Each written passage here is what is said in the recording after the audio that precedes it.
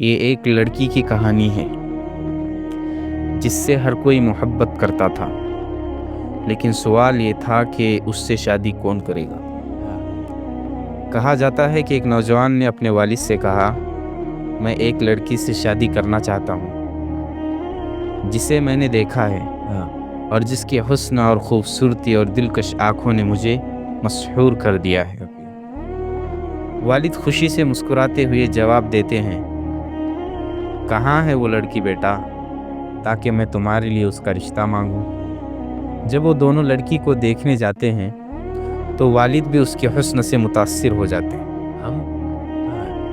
اور اپنے بیٹے سے کہتا ہے، سن بیٹا، یہ لڑکی تمہارے لائق نہیں ہے، تم اس کے قابل نہیں بنے ہو۔ یہ تو ایک ایسے آدمی کے لیے ہے جو زندگی کا تجربہ رکھتا ہو اور جس پر بھروسہ کیا جا سکتا ہے، اور تمہیں معلوم ہے وہ کون ہے؟ وہ میں ہی ہوں۔ الحمدللہ۔ لڑکا اپنے والد کی بات سن کر حیران ہو جاتا ہے اور کہتا ہے، نہیں، میں اس سے شادی کروں گا، نہ کہ آپ۔ پھر وہ دونوں جھگڑتے ہوئے پولیس اسٹیشن چلے جاتے ہیں تاکہ اپنے مسئلے کا حل کیا جا سکے۔ جب انہوں نے پولیس افسر کو اپنی کہانی سنائی تو افسر نے کہا، لڑکی کو بلاؤ، ہم اس سے پوچھتے ہیں کہ وہ کس کو چاہتی ہے، بیٹے کو یا والد کو۔ جب افسر نے لڑکی کو دیکھا اور اس کے حسن سے متاثر ہوا تو اس نے کہا، یہ تم دونوں کے لیے مناسب نہیں، یہ تو میرے جیسے کسی اہم شخص کے لیے بنی ہے۔ اب تینوں میں جھگڑا ہوتا ہے اور وہ وزیر کے پاس چلے جاتے ہیں۔ وزیر لڑکی کو دیکھتے ہی کہتا ہے، یہ لڑکی تو صرف وزیروں کے لائق ہے، جیسے میں ہوں آپ تینوں کے لائق ہی نہیں۔ اسی طرح ان میں جھگڑا ہوتا ہے اور معاملہ امیر شہر تک پہنچ گیا۔ جب امیر نے لڑکی کو دیکھا تو اس نے کہا، یہ مسئلے میں حل کرتا ہوں، یہ مسئلہ میں حل کرتا ہوں، لڑکی کو بلا لاؤ۔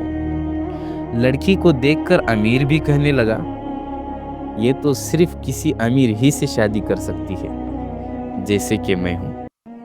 پھر سب نے بحث کی تو لڑکی نے کہا، میرے پاس ایک حل ہے، میں دوڑوں گی اور تم سب میرے پیچھے دوڑو گی، جو بھی پہلے مجھے پکڑے گا میں اسی کی بن جاؤں گی اور اس سے شادی کروں گی۔ لڑکی دوڑی اور پانچوں یعنی نوجوان، والد، پولیس افسر، وزیر اور امیر شہر سب اس کے پیچھے دوڑے۔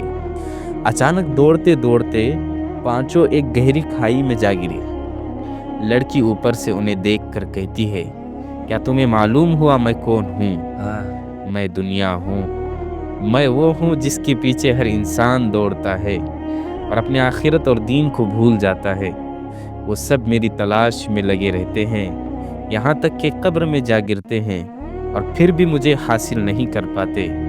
کہانی ہمیں یہ سبق دیتی ہے کہ دنیا کی چمک دھمک کے پیچھے بھاگنے سے بہتر ہے کہ ہم اپنے دین اور آخرت پر توجہ دیں، کیونکہ دنیا فانی ہے اور ہمیں کبھی بھی مکمل طور پر حاصل نہیں ہو سکتی۔